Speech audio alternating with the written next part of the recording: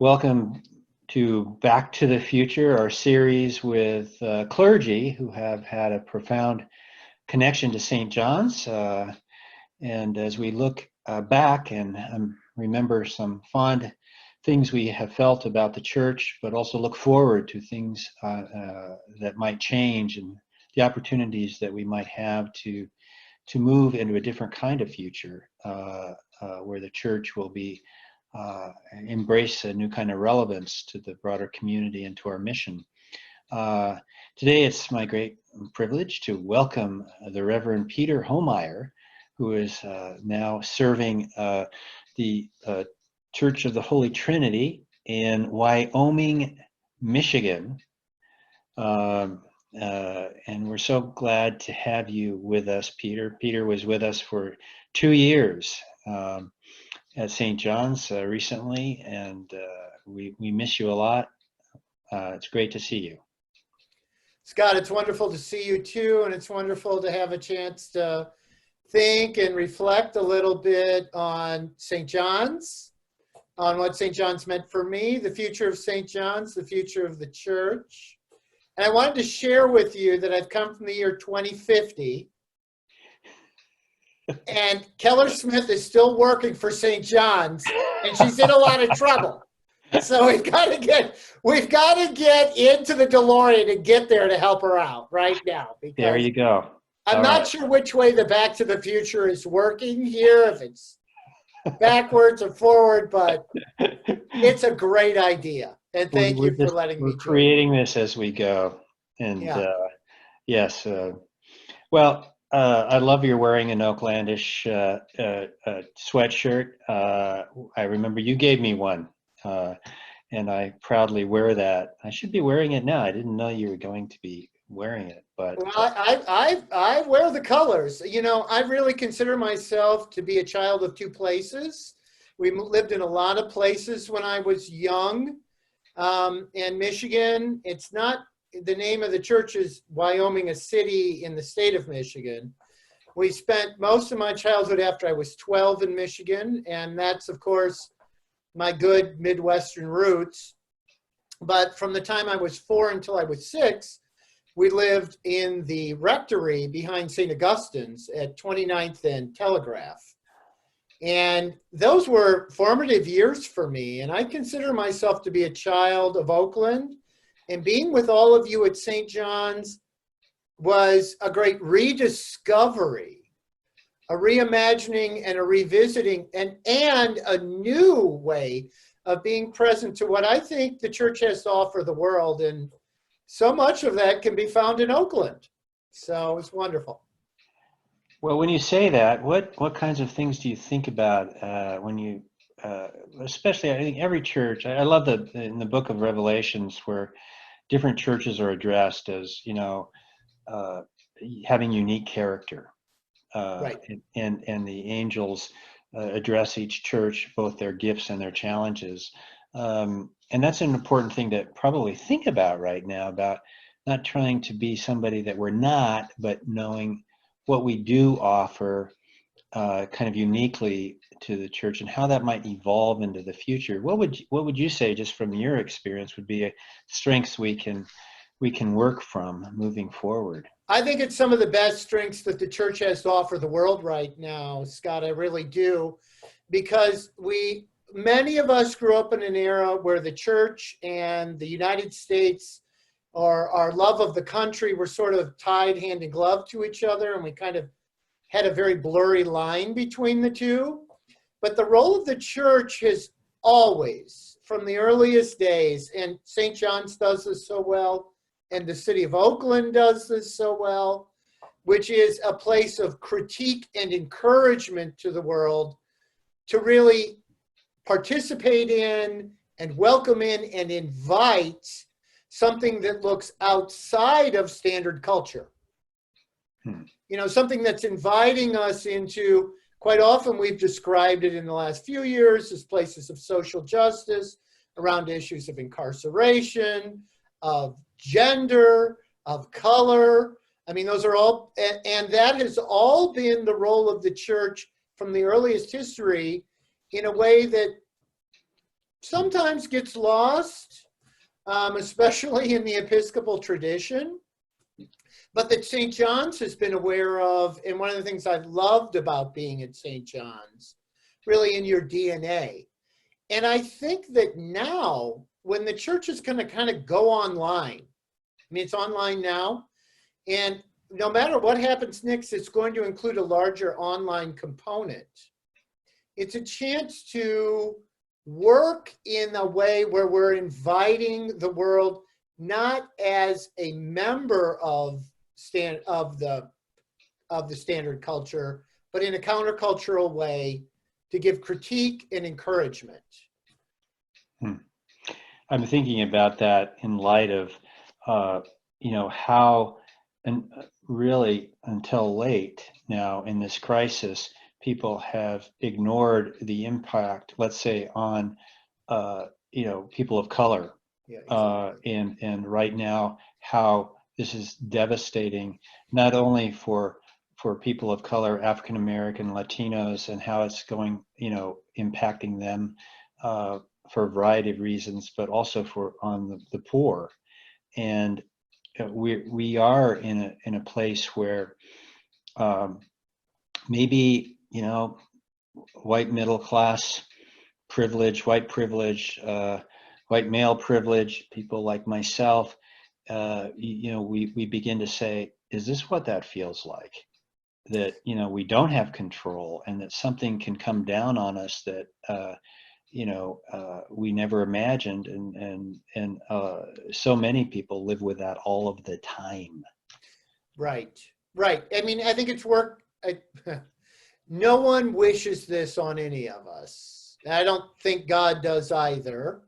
But there is an invitation, as there always is from the Holy Spirit, to sort of relearn about ourselves and be invited into a space where we can imagine something that looks different.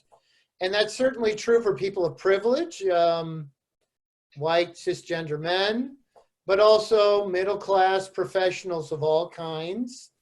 But the unfortunate truth of it is that has been true about the city of Oakland since the early 70s when I lived there, which is now, unfortunately for me, 45 years ago, and is still true, is that the same fault lines are exposed again and again about what you're saying, right, Scott? Who's the most exposed? Who's the most at risk? People who live on the street, people who have low access to health care, people who have had bad training or bad influences about or social reinforcements around all the issues that have to do with eating, exercise, use of alcohol, use of tobacco. And those are the folks who are most at risk. And they have a very limited access to the healthcare system as well.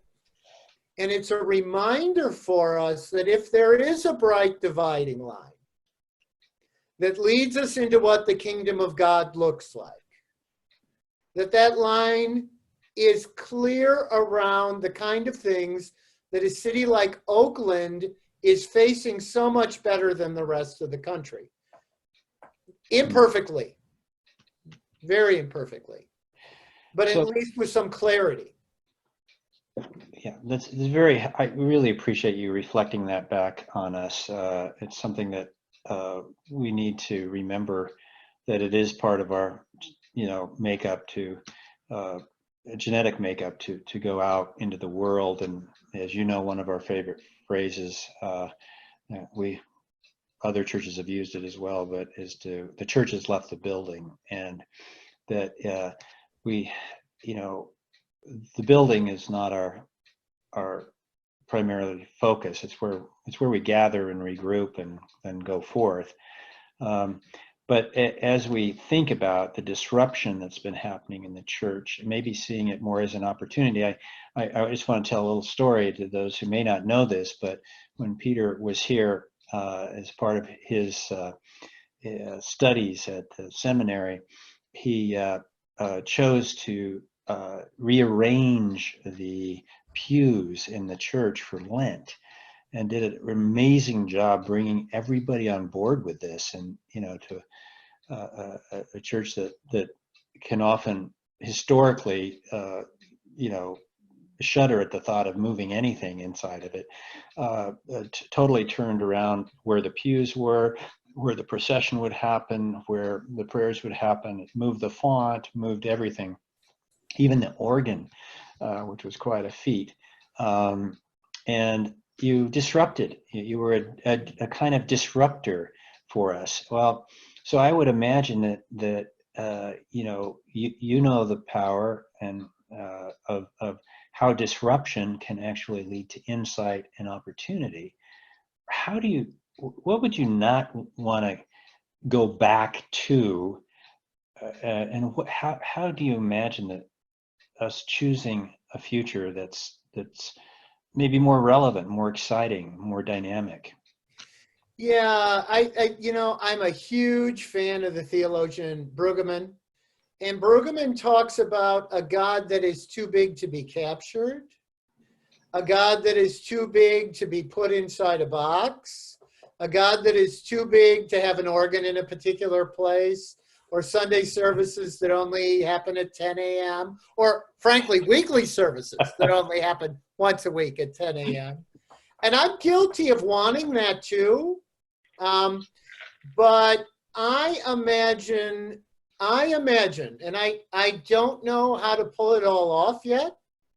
Some of it will do more and some of it less well, is that it won't be a return to life as it was before. That this is actually an invitation, as Brueggemann talks about the prophets going into the wilderness, a wild space that can't be controlled. That this looks like a chance to reimagine and to listen carefully to what the world needs, and to make our worship and our spaces and the times of them all look a little bit different. Mm. I think there's a lot of people, and I get it. I mean, I would like the comfort of just the return to the old thing. I've made a lot of meals in the last couple of weeks that my grandmother would have been really proud of, and there's a real comfort and a sense of solace in that. And we can't give up the past. But this is an opportunity to carry the best of that forward without being caught in the worship of the past. Mm-hmm. Mm-hmm. Yeah. That's really a wonderful metaphor there with the food. Yes, we do. And I think too that I was in a meeting the other day, and what was really interesting to me was there were kind of two sides of a perspective.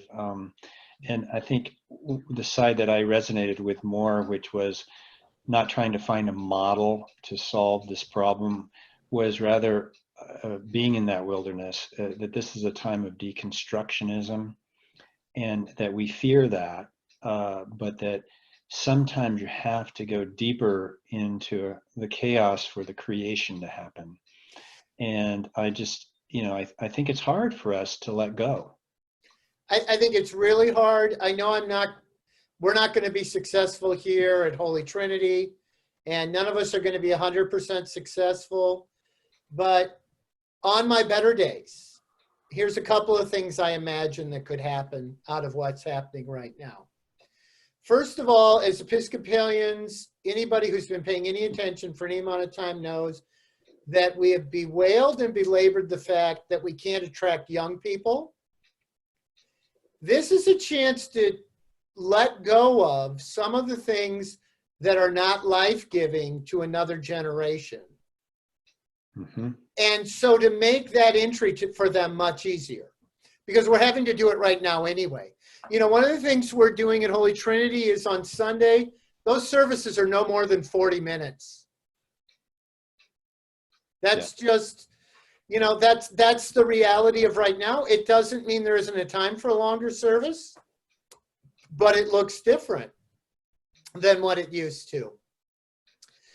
So, I mean, that's the first piece, which is this is an opportunity for us to sort of, we keep saying we're ready to reimagine what the next generation in the church looks like. This is a chance to really, you know, go out in the wilderness and think about that a little bit. Couldn't agree with you more on that.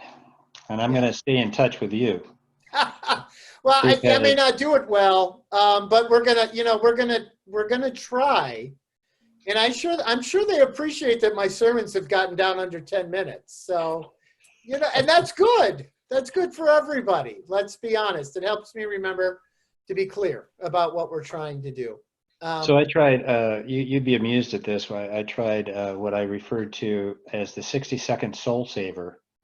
And it was the world's shortest sermons. Don't get used to it. You know, and I might return to that because I did that during a coffee hour, a virtual coffee hour, and it was sort of based on humor and the importance of laughing during this time to build the immune system. But it's I so appreciate that thought about really keeping things shorter and you know, providing some opportunities for the younger generation to connect, the new generation in a way. So, Well, and you know, the thing is, Scott, 30-second, 60-second, 90-second sermon, whatever. The other element that's wonderful about what's happening right now is with a little bit of imagination, we can figure out ways that people can respond and be what would have in the old days been called crosstalk. But crosstalk is actually good. That, you know, you don't crosstalk unless you're engaged, right? You know, in other words, provide a secondary or tertiary way that people can be talking or communicating or sharing a thought that's really essential to them while it's live. right. And that's one of the other wonderful things that can happen right now. You know, we've lived in a world before where frankly only one person could communicate at a time for any combination of reasons. But, you know, turn on Facebook, turn on the news, turn on Twitter. That's not the way the world works anymore. And there's nothing inherently wrong with that. You know, The church has been really slow to embrace all those kinds of things. it strikes me when you say that St. John's is down the path already with that because they love to respond to sermons as they're happening. Right. And I think some people are shocked who come in from other traditions or experiences in the church to find that there's a lot of laughter and pushback and really, and so yeah, I think that's another opportunity there. Yeah, you've got a great foundation for that, you know, and continuing to encourage each other in that. And because, you know, one of the foundations of our theology, which is really just thinking about God, is that we have the priesthood of all believers. Right. And in the priesthood of all believers, what we all have to say is important. Not in a way that's rude or cuts other people off, but in a way that can allow the largest number of those voices to be raised up. Wonderful. That's fantastic, Peter. I knew I would enjoy this interview. I'm so grateful for you to take the time to do this interview. I might inform the people listening to this that this is the day after Easter, and Peter is willing to get on and talk about the church. So even though I have lost your sound, so I don't know if you can hear me because I cannot hear you at all. Oh no. Well, it looks like somewhere in the middle of whatever you said, I smiled and nodded so you could use it. Okay. But I couldn't hear any more of it. Well, I knew you would eventually put me on mute, Peter. Anyway, thank you so much. And you know, there's still so much to work out, and the Holy Spirit is making that clear to all of us right now. But that doesn't mean that we shouldn't be involved and engaged. There's so much to learn, and it's such a gift to be with you, Scott, now, and with the people of St. John's as a part of that process. May that holy learning never end. Thank you so much. Thank you, Peter. Be well. God's blessing on you all. I miss you all very, very much. Goodbye.